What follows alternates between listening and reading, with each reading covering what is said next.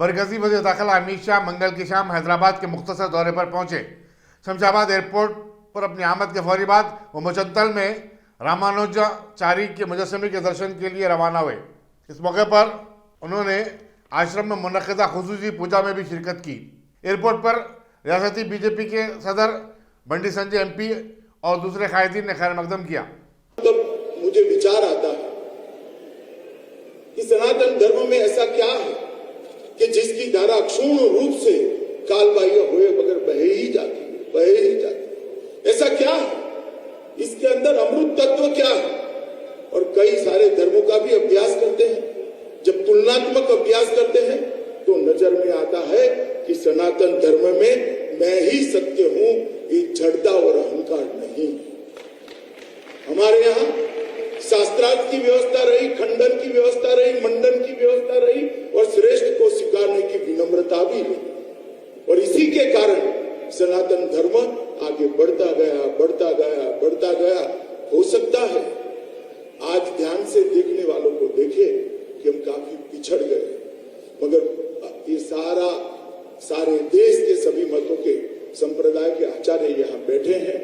आप सभी को देखकर मुझे पूरा भरोसा है कि यात्रा ना कभी रुकेगी, ना कभी थमेगी और फिर से एक बार दिग्विजयी होकर पूरे विश्व के अंदर ज्ञान का प्रचार और प्रसार करेगी। आज मैं जब यहाँ आया हूँ तब इस पवित्र भूमि पर यहाँ पर जो स्मारक बनाया है और इसके साथ साथ वेद अभ्यास की भी व्यवस्था करी है। वेद की 9 के 9 शाखाओं के अभ्यास शास्त्रोक्त तरीके से हो सके, ऐसे विद्यार्थी भी यहाँ से निकलेंगे, पूरे देश भर में फैलेंगे और जहां जाएंगे वहां वेद के ज्ञान की। जुनूबी हिंद के उलमाए कराम और अकाबरीन ने उत्तर प्रदेश के मुसलमानों से अपील की कि वो आने वाले असम्बली इंतखाबात में मजलिस को भारी अक्सरियत से कामयाब बनाते हुए सदर मजलिस रुकन पार्लियामेंट बैरिस्टर सोनवैसी के हाथ मजबूत करें। एक प्रेस कॉन्फ्रेंस से खिताब करते हुए सदर मोहतमद मजलिस उलमाए दक्कन मौलाना कबूल पाशा कादरी, शेखुल जामिया जामिया निज़ामिया मुफ्ती खलील अहमद, अमीर इमारत इस्लामिया हैदराबाद मौलाना हुसामुद्दीन सानी जाफर पाशा, सदर सुन्नी दावत इस्लामी मौलाना हसन फारूकी और सदर मजलिस तामीर मिल्लत ज़ियाउद्दीन नैयर ने कहा कि उत्तर प्रदेश में मुसलमान 20% से ज़्यादा हैं, लेकिन वो ज़िंदगी के हर शोबे में पसमानदा हैं। इसकी वजह यह है कि उनके पास अपनी कोई क़यादत नहीं है। मज़कूरा कायदीन ने 3 फरवरी को हापुड़ में मजलिस के सदर बैरिस्टर अवैसी पर हुए खातराना हमले की मजम्मत भी की कि हर पहली मरतबा कामयाबी हो, दूसरी मरतबा कोशिश की कामयाबी, कुछ MLA मुंतखब हुए। इसी तरह ये यूपी का जो इलेक्शन है, उत्तर प्रदेश का जो इलेक्शन है, इससे पहले भी कुछ हिस्से लिए, लेकिन अब नौयत कुछ बदली हुई है। आवाम का शऊर कुछ बेदार हो चुका है। हालात ने उनको खुद एक सोचने पे मजबूर कर दिया है। इस वजह से हम मुसलमानों ने दक्कन उत्तर प्रदेश के तमाम मुसलमानों से अपील करते हैं कि मौजूदा हालात को समझें, मौजूदा वक्त के मसाइल को समझें और इसके लिए एक मजबूत जमात और एक मजबूत क़यादत को जो है मुंतखब करें, ताकि अपने मसाइल को हल करने में हमको मदद मिल सके। अब जो चीज़ हमारे सामने कामयाब तौर पर चल रही है, अब फिर उसको आज़माने की ज़रूरत नहीं है, तो उसी को मुंतखब करना, उसी के हाथ मजबूत करना और उसी का साथ देना, यही अक्लमंदी है। इसलिए मैं अज़ीज़म असदुद्दीन ओवैसी सल्लल्लाहु की जो इस वक्त कोशिशें हैं, मेहनतें हैं, उनकी कोशिशों और मेहनतों की वजह से जो समरात हासिल हो रहे हैं, उसके पेश नज़र मैं सब मुसलमानों से अपील करता हूँ, खुसूसन उत्तर प्रदेश के, कि असदुद्दीन ओवैसी सल्लल्लाहु के हाथ मजबूत करें और उनकी जमात को मजबूत करें और वो इस वक्त इलेक्शन में जो हिस्सा ले रहे हैं उनके उम्मीदवारों को भारी अक्सरियत से कामयाब करें, ताकि सारे हिंदुस्तान के मुसलमानों का एक बड़ा जो है तंजीमी मामला बन जाए और सारे मुसलमान एक झंडे तले आ जाएं। इसी से हमारी कामयाबी होगी। अल्लाह से दुआ है कि हमको हमारे मकसद में कामयाबी अता फरमाए। अमीर इमारत इस्लामिया हैदराबाद मौलाना हुसामुद्दीन सानी जाफर पाशा ने शामीरपेट में खतीब मस्जिद को शहीद कर देने के वाक़े की मजम्मत की। मीडिया से बातचीत करते हुए उन्होंने कहा कि सदरनशीन रियासती वक्फ बोर्ड मोहम्मद सलीम मसाजिद और वक़ाफ़ी जायदादों के तहफ़्फ़ुज़ में नाकाम हो गए हैं। उन्होंने कहा कि इस इनादमी कार्रवाई के दौरान वक्फ बोर्ड तमाशाई बना रहा। जाफर पाशा ने हुकूमत से मुतालबा किया कि वो मज़कूरा मस्जिद को फौरी दोबारा तामीर करवाए। अस्सलाम वालेकुम। आज अखबारात में देखा गया शामीरपेट की मस्जिद के सिलसिले में हमारे चेयरमैन साहब की बात भी सुनी गई। मुझे अफसोस होता है हमारे सदर मोहतरम पर कि वो अपने इंस्पेक्टरों से कभी वो खबर भी लेते हैं या नहीं लेते हैं। याद रखिए, अगर आप खबर नहीं लेंगे तो आपकी खबर का मामला भी आपका बड़ा सख्त होगा। मेरे को हैरत ये होती है, मामूली काम करने वाले हैं, मामूली उनके तनख्वाहें हैं, लेकिन उनके थॉट बाट देख के मुझे ऐसा मालूम होता है कि हर ज़मीन के पेपर की कोई कीमत वहाँ मुकर्रर होती है और फिर वहाँ से फाइल भी गायब हो जाती है। और हमारे चेयरमैन साहब माशाल्लाह जब देखो हुकूमत की बोलते रहते हैं। उनको ये मालूम है कि मैं बोलते रहा तो फिर आऊँगा, आप फिर आएंगे नहीं आएंगे वो हमको नहीं मालूम, मगर हमको फिर आएंगे तो फिर हम भी फिर आएंगे आपको इंशाअल्लाह। आपको मैं शामीरपेट की मस्जिद के सिलसिले में नहीं बल्कि जितने मसाजिद शहीद हुए उसका मुजरिम मैं आपको मानता हूँ, क्योंकि आप जिस कुर्सी पे बैठे हैं आप पे लाजिम है कि आपके इंस्पेक्टरों से, वो आपके चोरों से जो वहाँ जो ज़मीनों को फरोख्त कर रहे हैं उनसे बुलाए, सख्त उन पर एक्शन ले और वहाँ के इंस्पेक्टर को फौरी नौकरी से बर्खास्त करे। अफसोस होता है हर सेक्शन में आपके काम करने में आप ये कहते हैं कि मुझे नहीं मालूम, मुझे एंड नहीं है उसका, तो फिर आप बैठे क्यों कुर्सी पे? अगर बैठते हैं तो फिर मालूमात रखिए, अगर मालूमात नहीं रख सकते हैं तो आप हट जाइए। यहाँ की गवर्नमेंट पे भी एक तरफ मुसलमानों का साथ देने की बात करती है और दूसरी तरफ मुसलमानों को नुकसान पहुंचाने का कोई वक्त नहीं छोड़ती और कोई मामला नहीं छोड़ती। मैं ऐसे मौके पर हमारे मसाजिद की हिफाजत के लिए भी हमारे क्या है जिम्मेदार जो भी वहाँ के हैं हमारे, उनसे ख्वाहिश करता हूँ और फौरी मस्जिद के सिलसिले में एक्शन लेने की अपील करता हूँ। अस्सलाम वालेकुम। रियासती वज़ीर ज़राअत एस निरंजन रेड्डी ने महकमे ज़राअत के अहदेदारों के साथ एक इजलास में तेलंगाना में ज़राअत के शोबे में असली टेक्नोलॉजी के इस्तेमाल की ज़रूरत पर जोर दिया। उन्होंने कहा कि हैदराबाद के अतराफ अकनाफ तरकारी की पैदावार के साथ साथ दूसरे टाउन्स में भी तरकारी उगाने के लिए काश्तकारों की हौसला अफजाई की जानी चाहिए। वज़ीर ज़राअत ने बताया कि हुकूमत ने सिद्दीपेट और महबूबाबाद में पाम ऑयल की फैक्ट्रियाँ कायम करने का फैसला किया है। आलू की फसल की हिफाजत के लिए स्टोरेज भी बनाने के इक़दाम किए जा रहे हैं। इजलास में रैतु बंधु समिति के सदूर MLC राजेश्वर रेड्डी, सेक्रेटरी ज़राअत रघुवेंद्र राव और दूसरे भी शरीक थे। डायरेक्टर महकमे सेहत डॉक्टर जी श्रीनिवास राव ने बताया कि रियासत में कोविड-19 के केसेस में कमी आई है। मीडिया से बातचीत करते उन्होंने कहा कि कोरोना वायरस की पहली लहर खतरनाक साबित हुई थी और हुक्काम को इससे निपटने के लिए 10 महीने लग गए। दूसरी लहर पर काबू पाने में 6 माह दरकार हुए, जबकि तीसरी लहर सिर्फ 28 दिनों तक जारी रही।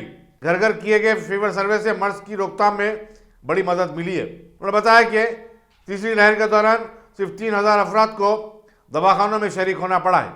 डॉक्टर श्रीनिवास ने बताया कि तमाम खानगी कंपनियों और दफातर में 10% हाजिरी के साथ काम शुरू किया जा सकता है। उन्होंने IT इदारों से कहा कि वो अब वर्क फ्रॉम होम जैसे लुजुम को बर्खास्त कर दें। కంటే కూడా గత 2 రోజుల నుంచి కూడా కేసులు తక్కువ సంఖ్యలో రిపోర్ట్ అవుతున్నాయి. అలాగనే పాజిటివిటీ వచ్చేసేసి 5% లోపే నమోదవుతున్నది. ఇకపోతే మన రాష్ట్రంలో కూడా నిన్న కేవలం మనం 1100 కేసులు మాత్రమే మనం రిపోర్ట్ అవడం చూసాం. మన పాజిటివిటీ రేట్ 2% లోపలికి కూడా రావడం జరిగింది. సో అలాగనే మన హాస్పిటల్ బెడ్ ఆక్యుపెన్సీ తీసుకున్నా కానీ అది కేవలం 4% లో కూడా 2% వాళ్ళు మాత్రమే మన తెలంగాణ రాష్ట్రం వాళ్ళు. మిగిలిన ఎవరైతే 2% పేషెంట్స్ ఉన్నారో వీళ్ళందరూ కూడా మిగిలిన రాష్ట్రాల నుంచి వచ్చి మన తెలంగాణ రాష్ట్రం ఎస్పెషల్లీ హైదరాబాద్ లో ట్రీట్మెంట్ పొందుతున్న వాళ్ళు. సో ఈ సంఖ్యల్ని మనం చూసుకుంటే మన తెలంగాణ రాష్ట్రంలో మనం ఇక ఈ థర్డ్ వేవ్ ఒమిక్రాన్ తో ఏదైతే వచ్చిందో అది ముగిసిపోయిందని చెప్పుకోవచ్చు. ఇకపోతే ముఖ్యంగా మనం మొత్తం ఈ 2 సంవత్సరాల ఈ 3 వేవ్స్ కోవిడ్ పరిణామ క్రమాన్ని మనం తీసుకుంటే ఫస్ట్ వేవ్ వచ్చేసేసి మనకి 2 మార్చ్ 2020లో స్టార్ట్ అయింది. 28 ఫిబ్రవరి 2021 వరకు కూడా కంటిన్యూ అవడం జరిగింది. అంటే సుమారు 8 నుంచి 10 నెలల వరకు మనం ఇబ్బంది పెట్టడం జరిగింది. ఆ వేవ్ లో మనం సుమారు 3,000 పైగా ఒక సింగిల్ డేలో highest number of cases report అవడం మనకి 25 ఆగస్టు 2020కి మనం చూసుకోవడం జరిగింది. అలాగనే సెకండ్ వేవ్ వచ్చేసి సుమారు 4 నుంచి 6 నెలలు మనం ఇబ్బంది పెట్టడం జరిగింది. ఈ సమయంలో ఎక్కువగా డెల్టా వేరియంట్ తోని మన ప్రజలు ఇబ్బంది పడటం జరిగింది. అండ్ వేలాది మంది ప్రజలు ఈ వ్యాధి బారిన పడటం అండ్ వందలాది మందిని మనం ఈ సెకండ్ వేవ్ టైంలో మనం కోల్పోవడం కూడా జరిగింది. సో ఆ టైంలో 10,000 పైగా మనం పీక్ కేసెస్ మనకి రిపోర్ట్. आंध्र प्रदेश की तकसीम पर वज़ीर-ए-आज़म नरेंद्र मोदी के दिए गए बयान पर एहतजाज करते हुए यूथ कांग्रेस के कारकुनों ने गांधी भवन पर वज़ीर-ए-आज़म का अलामती पुतला नजरातिश किया। वज़ीर-ए-आज़म ने राज्यसभा में तहरीक तशद्दुद पर मुबाहिस का जवाब देते हुए कहा था कि आंध्र प्रदेश की तकसीम का बिल पार्लियामेंट में मुबाहिस के बगैर मंजूर कर लिया गया था और दोनों रियासतें आंध्र प्रदेश और तेलंगाना को इससे भारी नुकसान हुआ। उन्होंने ये भी कहा था कि वो तेलंगाना के क़याम के खिलाफ नहीं है, बल्कि कांग्रेस की मनमानी पर उन्हें अफसोस होता है। रियासती वज़ीर समाजी भलाई कपूर ईश्वर ने दिल्ली में उन मराकज़ का दौरा किया जहां मुजस्समे तैयार किए जाते हैं। उन्होंने बताया कि हुकूमत हुसैन सागर झील के पहल पर बाबा दस्तूर अम्बेडकर साहब का मुजस्समा लगाने जा रही है। उन्होंने मुजस्समा तैयार करने वालों से मुख्तलिफ सवालात भी किए। रियासती वज़ीर सेहत टी हरीश राव 10 फरवरी को वारंगल में कोविड-19 के मुतासरीन की खुसूसी निगहदाश्त के लिए 40 लाख रुपए की लागत से तामीर वार्ड का इफ्तिताह करेंगे। वो हनमकुंडला में वाक़ गवर्नमेंट वेटरनिटी हॉस्पिटल में एक डायग्नोस्टिक सेंटर का संग बुनियाद भी रखेंगे, जिस पर 1.25 करोड़ रुपए का खर्च आ रहा है। वज़ीर पंचायत राज जी दयाकर राव ने इस सिलसिले में जिला कलेक्ट्रेट हनमकुंडला में एक जायजा इजलास मुनक़िद किया, जिसमें अजला हनमकुंडला और वारंगल के collectors Raju Gandhi Hanumanthu Gopi, district medical officer Venkat Ramana, superintendent Mahatma Gandhi memorial hospital Warangal Srinivas Rao और दूसरे शरीक थे। उत्तर प्रदेश में मजलिस की इंतखाबी मुहिम में हिस्सा लेने के लिए कारपोरेटरों का एक वफद देवबंद रवाना हुआ, जहां वो पार्टी के उम्मीदवार के हक में मुहिम चला रहे हैं। इनमें लंगरौल के कारपोरेटर वजीर जमा सिद्दीकी, टोली चौकी के कारपोरेटर हारून फरहान और एडिल्स के नुमाइंदा कारपोरेटर आरिफ रिजवान शामिल हैं। वाज़ेह है कि मजलिस ने देवबंद से मौलाना मसूद मदनी के फर्जंद उमेर मदनी को अपना उम्मीदवार मुकर्रर किया है। हुए हैं और यहाँ पर मजलिस इत्तेहादुल मुस्लिमीन के कैंडिडेट हाफिज उमेर मदनी को हम लेकर आपके बीच मौजूद हुए हैं। आप जानते हैं कि अब इस वक्त इंतखाबात का दौर है और मजलिस इत्तेहादुल मुस्लिमीन जो हैदराबाद में से शुरू हुई ये पार्टी, इसको बैरिस्टर असदुद्दीन ओवैसी साहब जो इसके प्रेसिडेंट है और पार्लियामेंटेरियन है, ये आप बार बार देखते हैं मुसलमानों की आवाज़ को वो सिर्फ हैदराबाद के मुसलमानों के लिए अपनी आवाज़ नहीं उठाते हैं, वो आवाज़ उठाते हैं इस मुल्क के जहाँ जहाँ मुसलमानों पर जुल्म किया जाता है। तो पार्लियामेंट में आप देखे हैं कि असदुद्दीन ओवैसी साहब हर मुसलमान के लिए आवाज़ उठाते हैं। तो उनकी आवाज़ के साथ हमको अपना जो है आवाज़ को और ज़्यादा ताकतवर करना है। उन्होंने इस बार फैसला किया है कि उत्तर प्रदेश से भी उनकी पार्टी से जो है कुछ लोगों को जो है टिकट दिया गया और आपसे हम गुजारिश करते हैं कि उन उम्मीदवारों को जहाँ जहाँ यूपी में असदुद्दीन ओवैसी साहब ने अपना उम्मीदवार बनाया है उनको अपना वोट दीजिए और अपने वोट देकर असदुद्दीन ओवैसी साहब के हाथ को मजबूत करिए। मजलिस इत्तेहादुल मुस्लिमीन को जो है आप कामयाब करिए ताकि ये आपकी नुमाइंदगी कर सके। और बेबाक तरीके से पिछले सालों से आप देखते आ रहे हैं कि आप कई लोगों को, कई पार्टियों को आपने अपना वोट दिया और वो जब मुसलमानों का मसला आता है वो किस हद तक आपको जो है सपोर्ट करते हैं, किस हद तक आपकी आवाज़ उठाते हैं।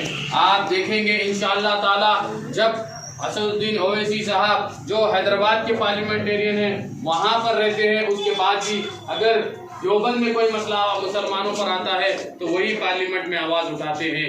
और शरीयत पर कोई मसला आता है, बाबरी मस्जिद के मसले में। आंध्र प्रदेश की तकसीम के लिए कांग्रेस को जिम्मेदार ठहराने पर एनएसयूआई के कारकुनों ने जबरदस्त एहतजाज किया। बी वेंकट सदर एनएसयूआई की क़यादत में 15 से ज़ायद कारकुन नामपल्ली में वाक़ बीजेपी ऑफिस में घुस पड़े और एहतजाज करने लगे। पुलिस ने तमाम एहतजाजियों को हिरासत में लेकर बेगम बाजार पुलिस स्टेशन को मुंतकिल कर दिया। बीजेपी की युवा मोर्चा के कारकुनों ने जवाबी कार्रवाई करते हुए कांग्रेस के हेडक्वार्टर्स गांधी भवन पर जमा होकर कांग्रेस के खिलाफ नारे लगाने लगे। वाज़ेह है कि आंध्र प्रदेश की तकसीम के मसले पर वज़ीर-ए-आज़म के दिए गए बयान पर शहर में मिला जुला रद्दअमल जाहिर किया जा रहा है। एनएसआई के कारकुन खबलजी बीजेपी ऑफिस में घुस पड़े थे। युवा मोर्चा के कारकुन राहुल गांधी और रेवंत रेड्डी के खिलाफ नारे भी लगाए। एक शॉर्ट तेलुगु फिल्म में खवातीन और हिंदुओं के मजहबी जज्बात को भड़काने का इल्जाम आयद करते हुए बंजारा हिल्स पुलिस में एक यूट्यूबर सरायू के खिलाफ राजन्ना सिलसिला जिले के रहने वाले एक शख्स ने शिकायत दर्ज करवाई।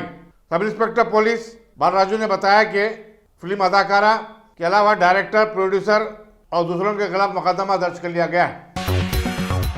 आज की दुनिया में नेक सिफत और दियानतदार लोगों की कोई कमी नहीं है।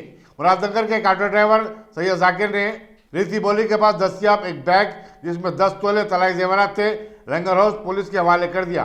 बताया जाता है कि हाशिम नगर के मिर्जा सुल्तान बेग अपनी बीवी के साथ टोली चौकी जा रहे थे कि रास्ते में उनका एक बैग गिर गया था। वो लंगर हाउस पुलिस स्टेशन पहुंचकर शिकायत दर्ज करवा ही रहे थे कि ऑटो ड्राइवर जाकिर वहां पहुंच गए और उन्होंने गुमशुदा बैग उनके हवाले कर दिया। इंस्पेक्टर पुलिस ने ऑटो ड्राइवर सैयद जाकिर की सिताइश की और गुलपोशी करते हुए उन्हें तहनीत पेश की। अस्सलाम वालेकुम, मेरा नाम सैयद जाकिर है। मैं ऑटो चलाता हूँ, ऑटो ड्राइवर हूँ। मैं जो है कल 3:30 बजे के टाइम पे लक्ष्मी नगर से रेती बोली जा रहा था। तकरीबन 15 लाइन पिलर नंबर के पास मुझे एक बैग रोड पर पड़ा हुआ दिखा, तो मैं इसको उठाकर उसको खोल के देखा। उसमें गोल्ड था, तो उसमें गोल्ड के साथ एक रसीद थी, एक आईडी थी।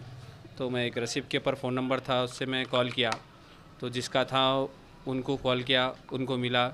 और जिसका गोल्ड था वो लंगरोस पीएस में जाकर वो लोग कंप्लेन भी कर चुके थे। फिर मैं जिसका था उनको फ़ोन किया, तो वो लोग ऐसा बोले तो लंगरोस पीएस के तहत उनके जिसका गोल्ड था उनके हाथ को, ओनर को वो गोल्ड मिल गया, उनको दे दिए लंगरोस पीएस के ज़रिए। तो आप चाहे तो लेके भी जा सकते थे? नहीं, मैं चाह तो लेके जा सकता था, मगर खौफ खुदा है, ईमान का हक़्क़ा खाने का है, अपने को आखिरत अपनी बनाने का है। अभी दुनिया के लिए थोड़े दिन के लिए रख लूँगा मैं, फिर कब तक रहेंगा वो मेरे पास। आखिरत में जाके तो अपने को जवाब देना ही है खुदा के पास। बस मैं वही सोच के उनके हाथ को रिटर्न कर दिया। क्या काम करते थे? मैं ऑटो ड्राइवर हूँ। असल में मैं ऑटो ड्राइविंग एक 3 साल से कर रहा हूँ। मेरे को अस्थमा प्रॉब्लम था, तो मैं फर्नीचर पॉलिश का काम करता था। उसमें मेरे को अस्थमा हो गया। अस्थमा होने से मैं काम छोड़ दे के ऑटो चला रहा हूँ 3 ईयर्स से। अब रनिंग तो फ़िलहाल ऑटो ही चला रहा हूँ। अस्थमा होने से मेरा जो मेरा प्रोफेशनल वर्क था उसको छोड़ देना पड़ा मेरे को। मेरे को 4 बच्चे हैं, 3 लड़के और 1 लड़की है। उडुपी में कॉलेज में बाहिजाब लड़कियों के दाखिले पर तनाज़ा तूल पकड़ता जा रहा है। ऐसे में चीफ मिनिस्टर बसवराज बोम्माई ने आवाम से अपील की कि वो अमन व ज़ब्त बरकरार रखें। साथ ही साथ उन्होंने तालिबात पर जोर दिया कि वो तालीम पर अपनी तवज्जो मरकूज करें। इसी दौरान कर्नाटक के वज़ीर तालीम BC नागेश ने बताया कि जज्बे खैर सिगाली के तहत कुंडापुरा के कॉलेज में बाहिजाब लड़कियों के दाखिले गैर मशरूत इजाज़त दे दी गई है। यहाँ बताना जरूरी होगा कि इस मसले पर कर्नाटक हाईकोर्ट में 25 से ज़्यादा लड़कियों ने एक दरख्वास्त दाखिल की है। दरियासना चीफ मिनिस्टर बोम्माई ने तनाज़े को दबाने की कोशिश करते हुए रियासत भर के तमाम मदारिस को 3 दिन की तातील का ऐलान कर दिया। कर्नाटक के जिले शिवमोगा में एक मुस्लिम तालिबा बीबी मुस्कान खान जो बुरखे में थी तालीम इदारे में दाखिल हुई, जिस पर वहां मौजूद नौजवानों ने उसे हिरासा किया और जय श्री राम के नारे लगाते हुए उसे तंग करने की कोशिश की। इस बहादुर खातून ने अल्लाह अकबर का नारा बुलंद करते हुए इन नौजवानों का मुंह तोड़ जवाब दिया। इस मौके पर तालीमी इदारे के जिम्मेदार लड़की को बाहिफाजत इदारे में ले जाते हुए देखे गए और ये वीडियो सोशल मीडिया पर बड़ी तेजी के साथ वायरल हो गया। सदर मजलिस और रुकन पार्लियामेंट बैरिस्टर हसन अवैसी ने जो उत्तर प्रदेश की इंतखाबी मुहिम पर हैं, इस लड़की की बहादुरी को सलाम किया और कहा कि मुसलमान हिंदुत्व की ताकतों के अज़ाइम को नाकाम बनाएंगे। उन्होंने कहा कि सुप्रीम कोर्ट ने भी वाज़ेह तौर पर कहा कि हिंदुस्तानी शहरी जो चाहे खा सकते हैं और जो लिबास ज़ेब तन करना चाहते हैं वो कर सकते हैं और उन्हें इसकी मुकम्मल आज़ादी हासिल है। बैरिस्टर अवैसी ने कहा कि कर्नाटक में हिजाब पर खड़ा किया गया तनाज़ा अब रियासती हाईकोर्ट में चला गया है। उन्हें उम्मीद है कि अदालत का फैसला शहरियों की आजादी के हक में ही आएगा। दोस्तों और बुजुर्गों, आपको ये बताना जरूरी समझता हूं कि आज हमारे मुल्क में, खास तौर से कर्नाटका में, जो हमारी बहनें हिजाब की लड़ाई लड़ रहे हैं, हम उम्मीद करते हैं कि अल्लाह सुब्हानहू तआला उनको उसमें कामयाब और कामरान कर देगा। जो हिजाब की लड़ाई एक बुनियादी हक है और सुप्रीम कोर्ट का फैसला है कि सुप्रीम कोर्ट ने पुट्टुस्वामी जजमेंट में कह दिया कि कोई सरकार ये तय नहीं कर सकती कि हम क्या खाएंगे और क्या पिएंगे, क्या पहनेंगे, क्या खाएंगे। तो बीजेपी की सरकार कर्नाटका में गैर जरूरी के जुल्म कर रही है, संविधान के खिलाफ काम कर रही है, बल्कि संविधान की आर्टिकल 15, 19 और 21 का ग्रेव वायलेशन हो रहा है कि वहां के महिला बच्चियों को स्कूल में और कॉलेज में हिजाब पहनने से रोका जा रहा है। मैं बीजेपी के इस फैसले की मजम्मत करता हूं, कंडेम करता हूं, जो एक सुप्रीम कोर्ट का फैसला नहीं बल्कि पुट्टुस्वामी जजमेंट के खिलाफ है, जो सुप्रीम कोर्ट का नलसा जजमेंट है उसके खिलाफ है, कॉमन कॉज जजमेंट के खिलाफ है। मेरे अजीज दोस्तों और बुजुर्गों, आज हमने वो वीडियो भी देखा कि हमारी एक बहादुर बेटी कर्नाटका में मोटरसाइकिल पर हिजाब पहनकर आती है और मोटरसाइकिल को अपने कॉलेज में रखती है, तो जैसा ही उसके करीब ये तमाम लोग आकर उसको डराने के लिए नारे मारते हैं, एक 25-30 का नौजवानों का हुजूम इस नकाब बुर्का पहनी हुई बच्ची को डराने के लिए दौड़ता है। मैं सलाम करता हूं हमारी उस बेटी की बहादुरी को, मैं सलाम करता हूं उस बच्ची के माँ बाप को जिसने उस बच्ची को इतना बहादुर बनाया। ये आसान काम नहीं था।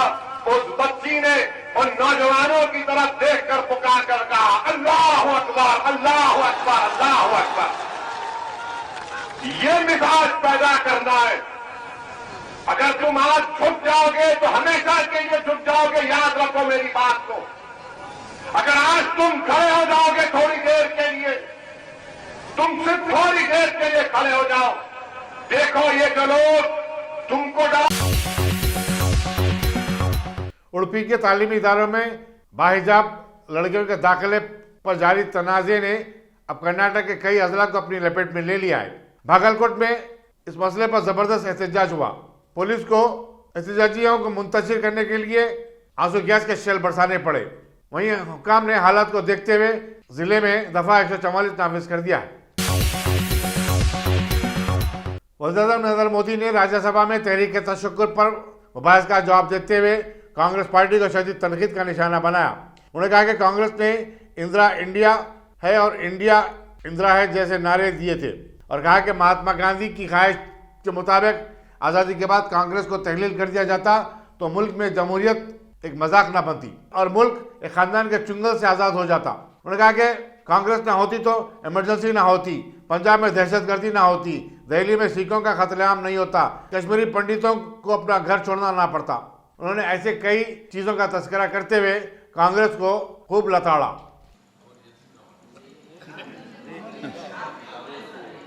India is Indira, Indira is India, यही सोच का परिणाम है।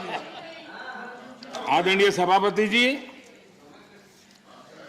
मैं जरा बताना चाहता हूं, ये कहा गया है, मैं सोच रहा हूं कि कांग्रेस ना होती तो क्या होता, क्योंकि महात्मा गांधी की इच्छा थी।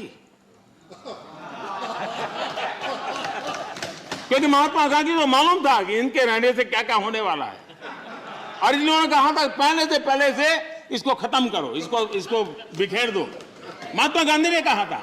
लेकिन अगर ना होती महात्मा गांधी की इच्छा के अनुसार, अगर हुआ होता, अगर महात्मा गांधी की इच्छा के अनुसार कांग्रेस न होती तो क्या होता? लोकतंत्र परिवारवाद से मुक्त होता। भारत विदेशी चश्मे के बजाय स्वदेशी संकल्पों के रास्ते पर चलता। अगर कांग्रेस न होती तो इमरजेंसी का कलंक न होता।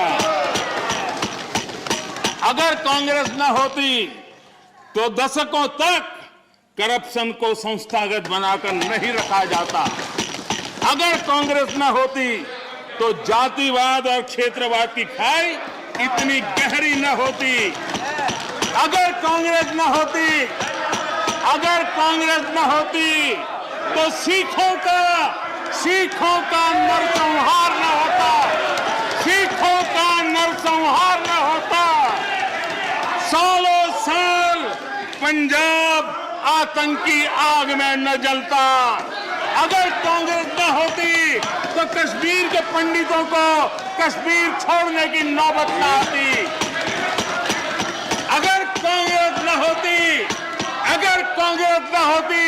तो बेटियों को तंदूर में जलाने की घटनाएं न होती। अगर कांग्रेस न होती तो देश के सामान्य मानवी को घर, सड़क, बिजली, पानी, शौचालय, मूल सुविधाओं के लिए इतने सालों तक इंतजार न करना पड़ता। आदरणीय सभापति जी, मैं गिनता रहूंगा।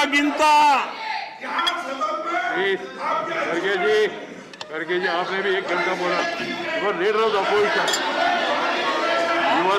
The opposition. Please understand.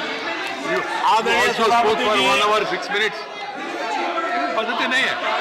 आदरणीय सभापति जी, कांग्रेस जब सत्ता में रही देश का विकास नहीं होने दिया। अब विपक्ष में है तो देश के विकास में बाधा डाल रही है। अब कांग्रेस को नेशन पर भी आपत्ति है। नेशन पर आपत्ति है। यदि नेशन इसकी कल्पना गैर संवैधानिक है तो आपकी पार्टी का नाम इंडियन नेशनल कांग्रेस क्यों रखा गया?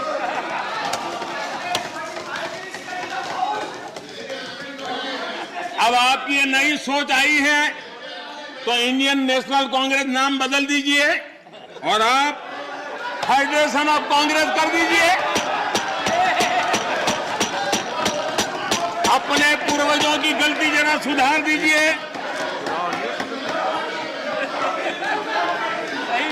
आदरणीय सभापति जी, आदरणीय सभापति जी, यहाँ पर Nothing will go on record without my permission. आदरणीय सभापति जी, Without my permission, nothing will go on record. Any comment? Federalism को लेकर भी कांग्रेस, टीएमसी और लेफ्ट सहित अनेक साथियों ने यहाँ बड़ी बड़ी बातें की। जरूरी भी है क्योंकि ये राज्यों के वरिष्ठ नेताओं का ये सदन है। लेकिन सभी साथियों को आदरणीय सभापति जी,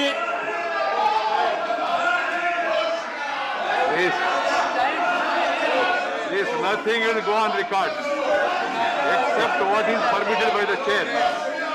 Whatever is permitted by the chair will only go on record. No comment, no noise, no demonstration will go on record. Please, बैठ जाइए.